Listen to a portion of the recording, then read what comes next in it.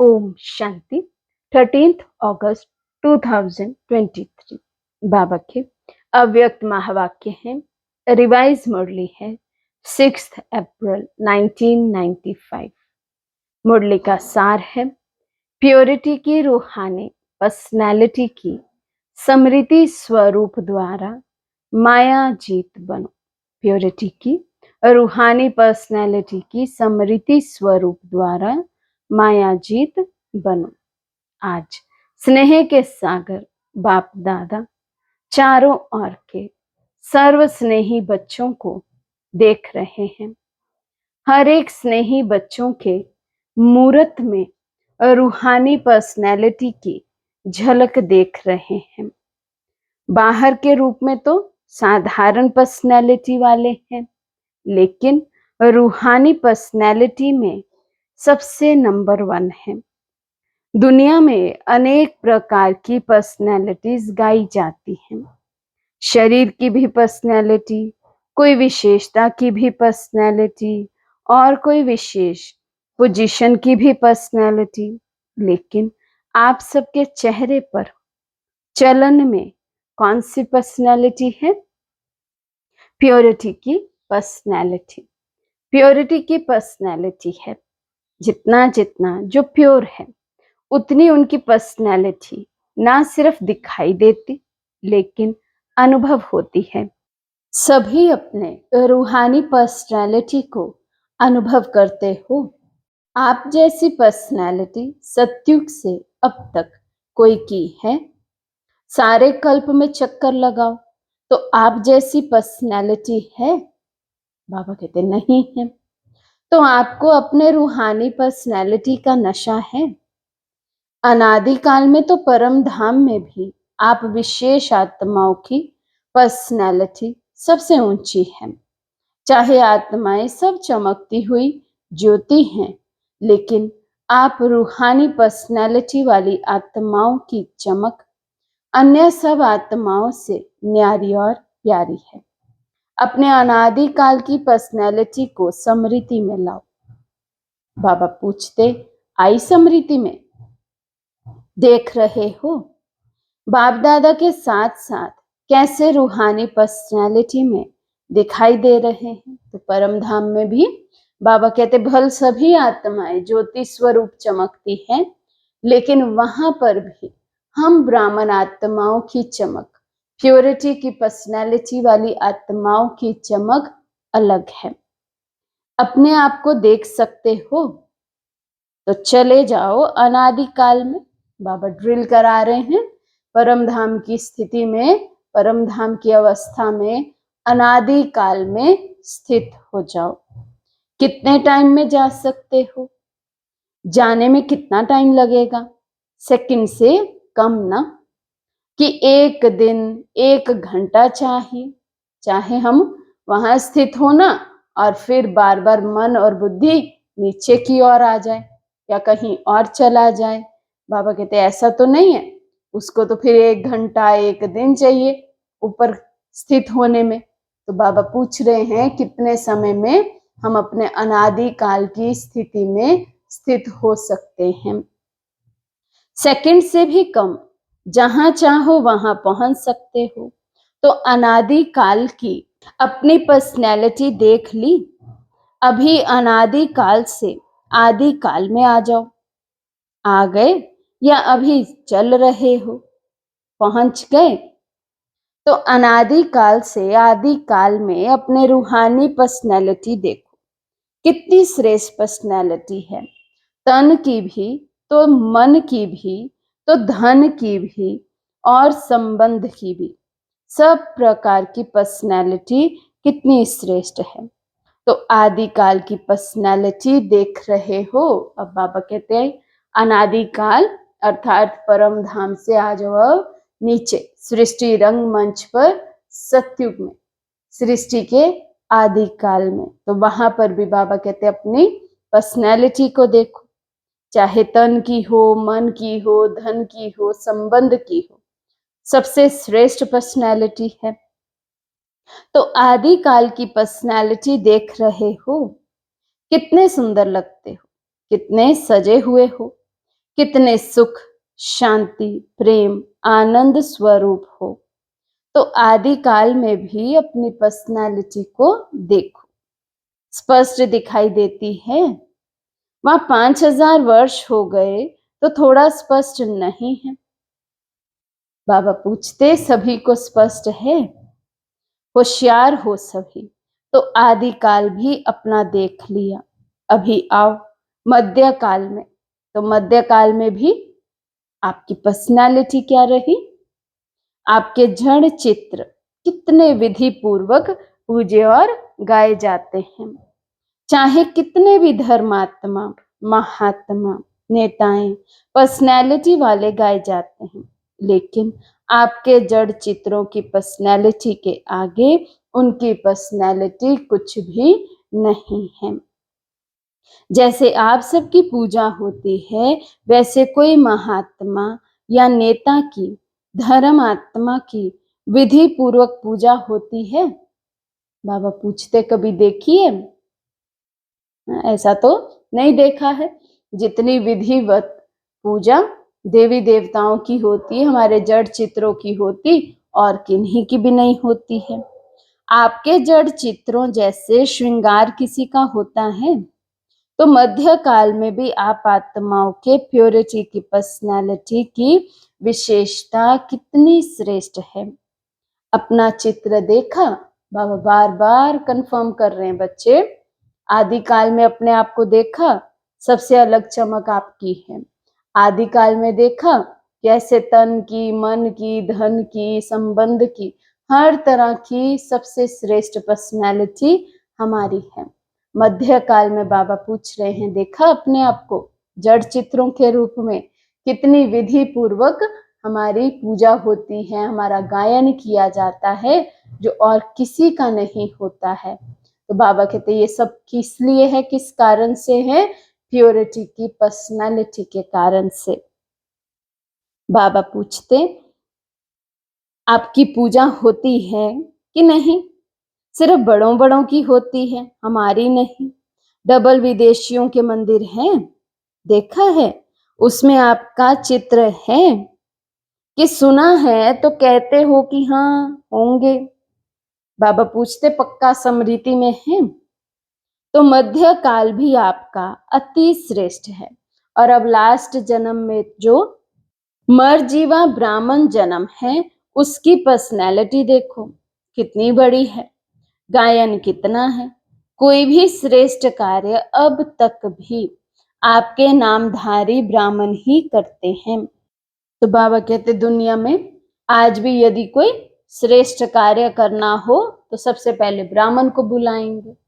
चाहे ब्राह्मण अभी ब्राह्मण रहे नहीं है, लेकिन नाम के तो ब्राह्मण है ना। आपके नाम से, आपकी पर्सनैलिटी के कारण वो भी श्रेष्ठ गाए जाते हैं। तो ब्राह्मण जन्म की पर्सनैलिटी कितनी श्रेष्ठ है। आदिकाल, अनादिकाल, मध्यकाल और अब अंतकाल, सारे कल्प में आपकी पर्सनैलिटी सदा ही महान रही है। लौकिक पर्सनैलिटी वालों का अगर नाम भी नहीं आता है तो कोई विशेष बुक में उन्हों का नाम आता है, फलाने फलाने हैं। लेकिन आपका नाम किस में आता है? साधारण बुक में नहीं आता है, शास्त्रों में आता है। जो भी आदिकाल से शास्त्र बने हैं, उसमें किसके चरित्र हैं, किसका गायन है, किसकी कहानियां हैं? तो लौकिक पर्सनैलिटी वालों का गायन विशेष बुक में होता है और आपका गायन शास्त्रों में होता है। और शास्त्रों को कितना रिगार्ड देते हैं, बड़े विधि पूर्वक शास्त्र को संभालते हैं, उसको भी बड़े पूज्य के रूप में देखते हैं। जो सच्चे भगत हैं वो शास्त्र को विधि पूर्वक रखते भी हैं और पढ़ते भी हैं। ऐसे रिवाजी किताबों के मुआफिक नहीं रखते।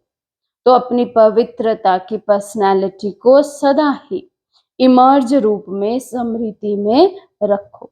जानते हैं, याद हैं तो हम ही, ऐसे मर्ज नहीं है। स्मृति स्वरूप में रखो। जानते हैं कि हाँ हम ही हैं, लेकिन बाबा कहते स्मृति स्वरूप में रखो, पूरा कॉन्फिडेंस होना चाहिए, ऐसी स्मृति होनी चाहिए कि हाँ हम ही तो हैं, हमारा ही तो गायन है। जिसके बुद्धि में ये इमर्ज रूप में स्मृति रहती है, तो स्मृति ही समर्थी का आधार है, और जहां समर्थी है वहां माया आ नहीं सकती। समर्थ आत्मा के पास माया का आना असंभव है। मेहनत करने की आवश्यकता ही नहीं है। माया का काम है आना, लेकिन आपका काम अभी समय प्रमाण भगाना नहीं है।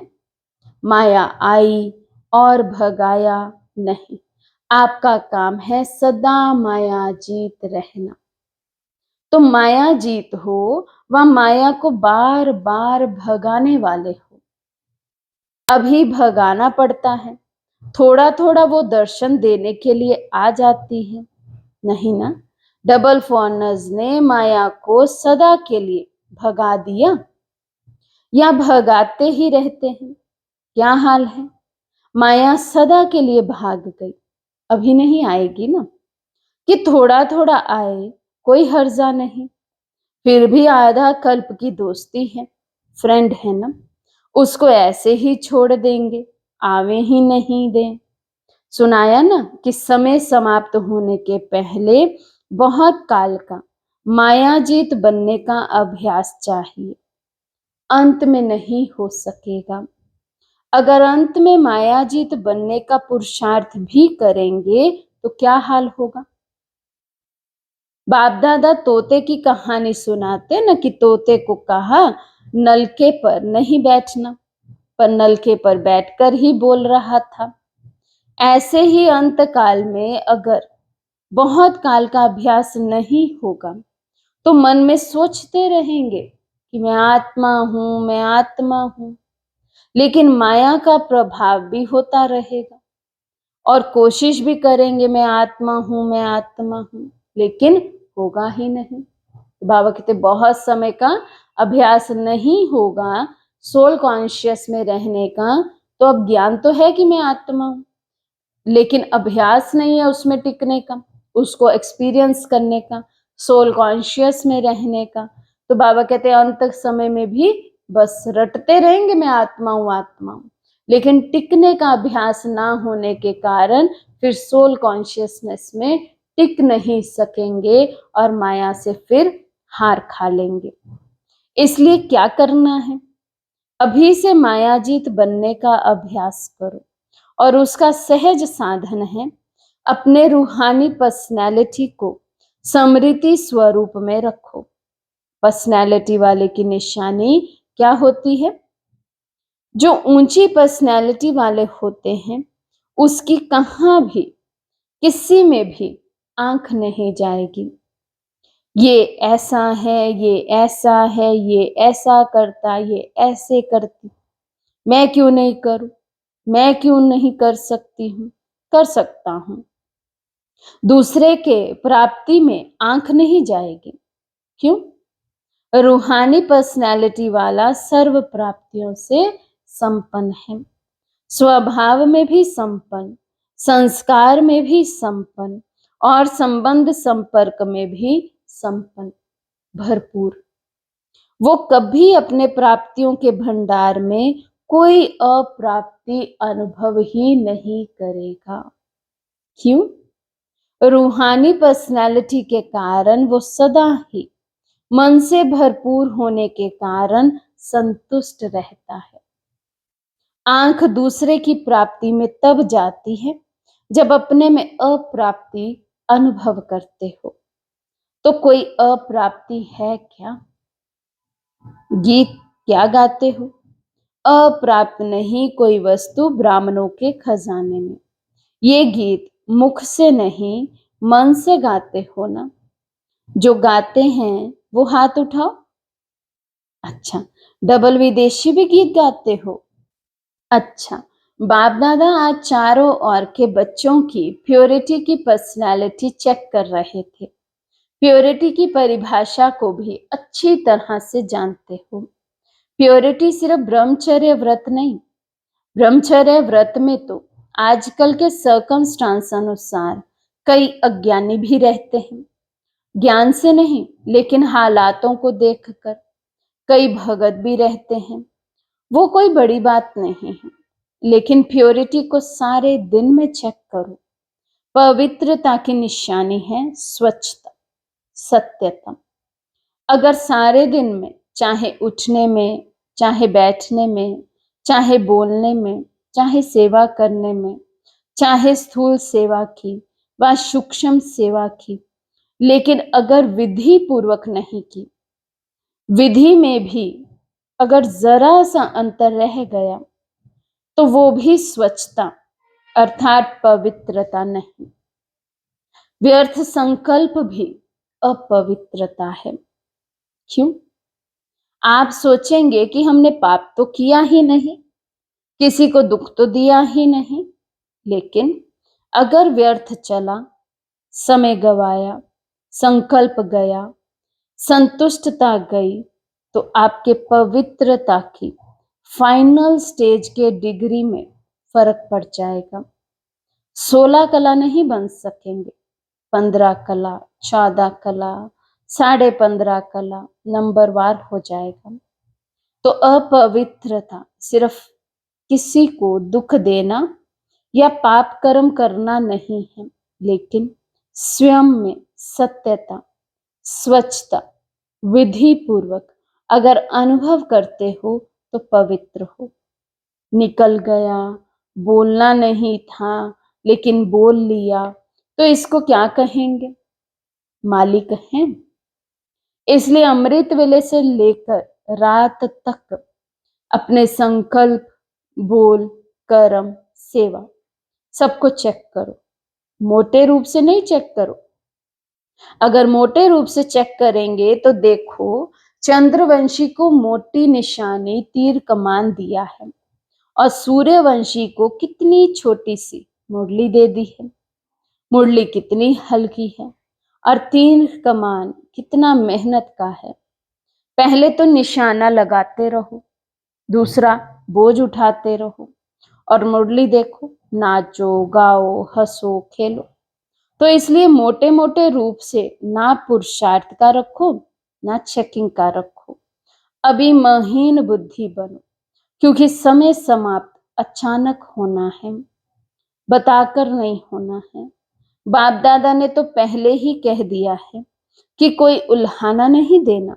बाबा, आपने बताया क्यों नहीं? बाप कभी भी टाइम कॉन्शियस नहीं बनाएगा। टाइम बता दिया तो बाबा कहते बच्चे फिर टाइम कॉन्शियस हो जाएंगे। अभी पूरा डायमंड बनना है ना, ये वायदा किया है ना। डायमंड जुबली मनानी है या डायमंड बनना है? क्या करना है? बनना भी है और मनाना भी है, दोनों साथ साथ करना है। तो बाप दादा अगले वर्ष में चेक करेंगे, वायदा निभाया है या सिर्फ मुख मीठा किया। तो कौन हो? सिर्फ बोलने वाले हो या निभाने वाले हो? अच्छा, देखो, टीवी में आप सबका फोटो आ रहा है, फिर बदल नहीं जाना, मैं था ही नहीं, मैंने नहीं कहा था, बनना तो अच्छा है ना।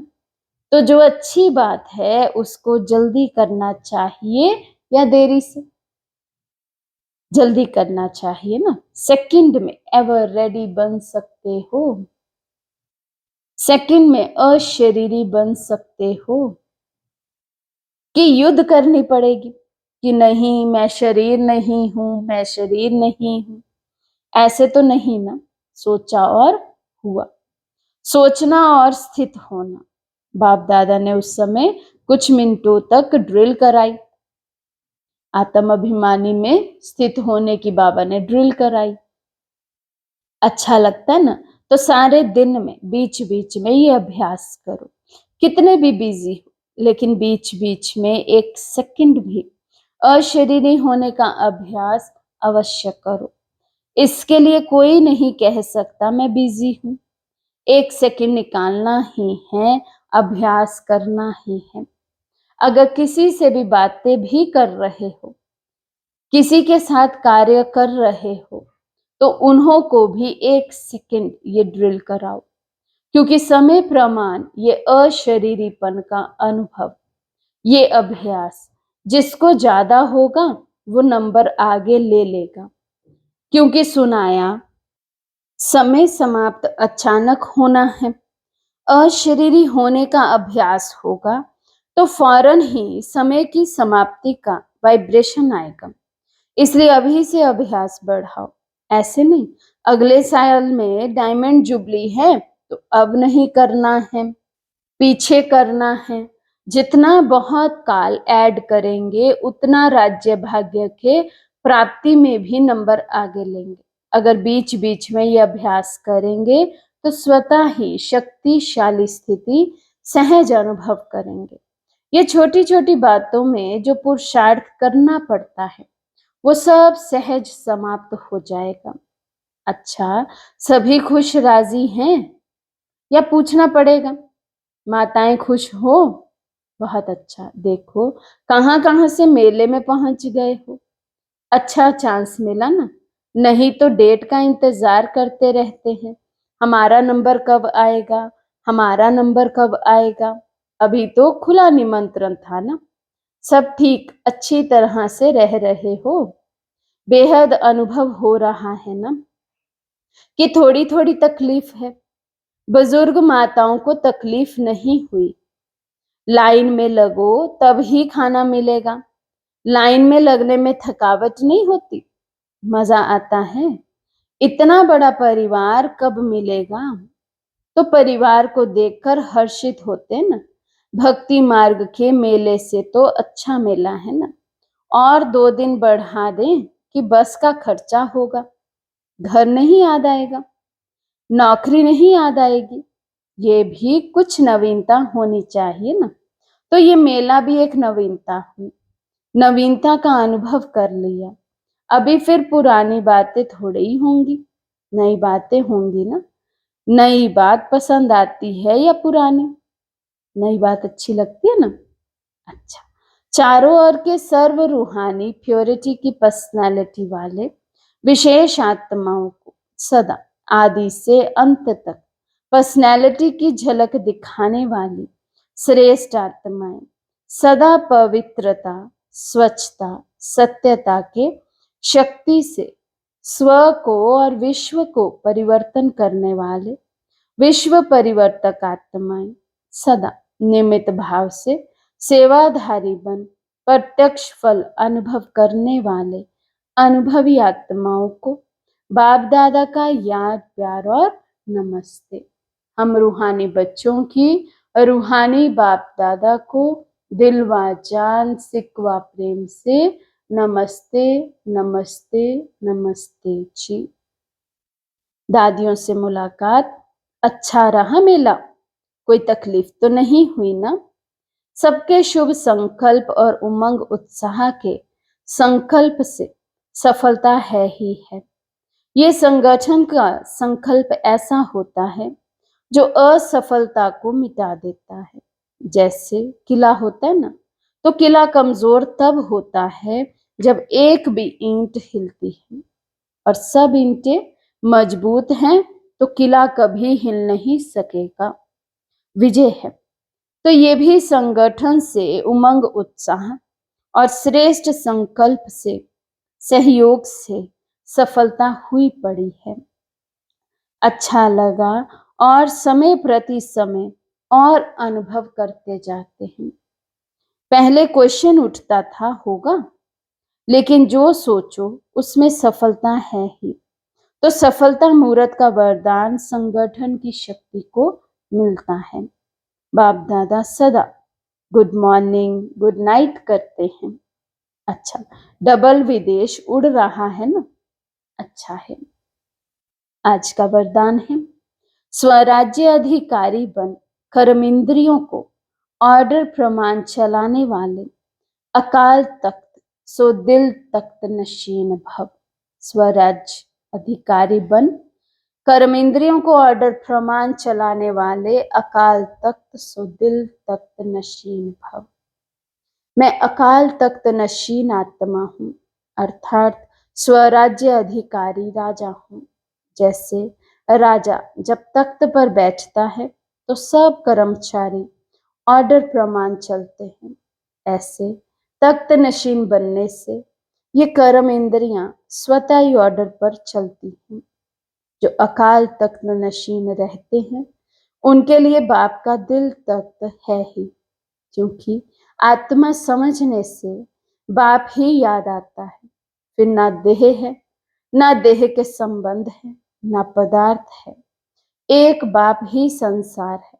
इसलिए अकाल तख्त नशीन बाप के दिल तख्त नशीन स्वतः बनते हैं। स्लोगन है, निर्णय करने, परखने और ग्रहण करने की शक्ति को धारण करना ही होली हंस बनना है। निर्णय करने, परखने और ग्रहण करने की शक्ति को धारण करना ही होली हंस बनना है। अच्छा, ओम शांति।